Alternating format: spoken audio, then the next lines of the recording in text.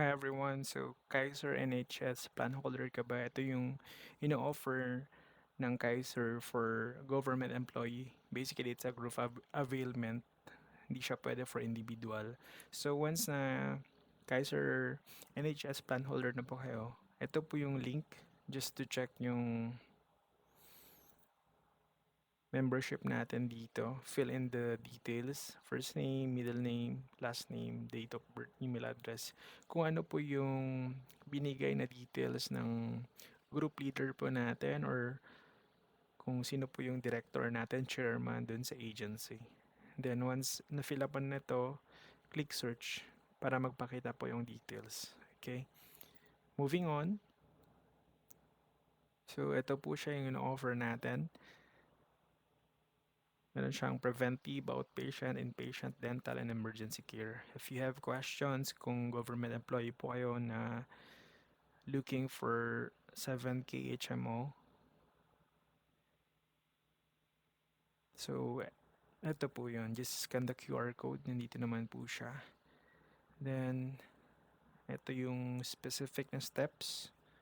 So, ganito po yung itsura niyan. Basically, yung certificate of membership or COM na tinatawag, how it looks like. Yan, nandyan yung group account number. So, bliner ko na lang po siya dito for data privacy.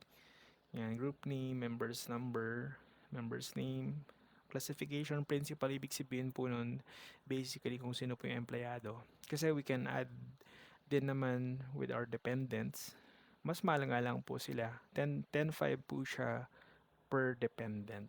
Okay? And then, yung gender coverage, dental, pre-existing condition covered po siya. Semi-private up to 800 pesos. Tapos, ito po yung MBL, 75,000. Then, 7K yung binayaran. Tapos, yung expiration date. Then, how to schedule your APE naman. So, basically, ito po siya, yung steps. So, email nyo lang po dito. Kung si agent or si chairman or group leader po ng specific account, email po siya dito. So, clinic-based po siya basically. Yan. Tapos meron din po tayong live chat dito para if may mga concern, pwede po mag-chat dyan. And then, dito naman sa inpatient availment, nandito po yung process. Okay? Similar to outpatient availment process as well. Dito po siya. Just follow yung mga step-by-step na procedure. For emergency cases naman, ito naman po siya. Tapos, ito po yung member support center natin. So, yung mga hotlines, kumbaga. And then, hospital support center, nandito rin po siya. Yan, nandito po yung video na ano ba yung package for NHS basically. And tapos, nandito rin yung sa website natin, yung mga list, kumbaga, kung ano yung requirement, ganon. Tapos, who are eligible, naka-breakdown naman po siya dito. Tapos, yung mga benefit na yung package na ino-offer natin, nandito po siya. Yan. Covered po yung mga pre-existing, dreaded illness. Yan, nandito naman po siya. May mga specific breakdown or coverages, kumbaga. Tapos, mga pre-existing condition, PhilHealth integrated din po siya. Tapos eligibility principal is at least 18 years old to 65 years old. Yan. Tapos ito yung mga benepisyo. So breakdown natin siya in text format. Kumbaga sa yung una dito is naka picture format siya. Ito naka text format. You can highlight this one. Yan. Tapos meron din siyang financial care assistance. So basically pag mag-add po tayo ng dependents. Ibig sabihin po ng APE for principal only. So, kung sino lang po yung empleyado ng gobyerno or specific agency na yon. If mag-add po tayo ng dependents, wala po silang APE. Yan. Meron silang inpatient, outpatient, meron din sila emergency care. For the dental coverage naman, so si government employee lang yung meron. Same with this one, financial care assistance. Then, for additional benefit, ganun din for principal members only. Ayan, nandiyan po siya. Tapos major hospitals. Ayan.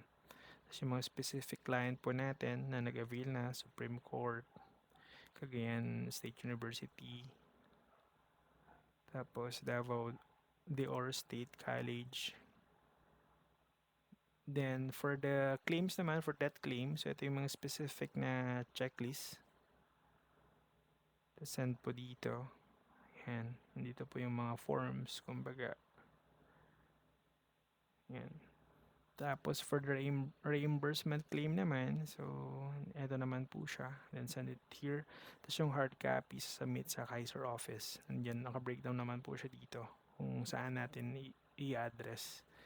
For the hospital accreditation, let's say for example, may hospital na malapit sa inyo, especially for the province area na hindi pa accredited ng Kaiser. So, we can request or you can send this one doon just so they can comply. And then once na-comply yung requirement, subject for review, once okay, then mo what to follow para mag-proceed further yung accreditation.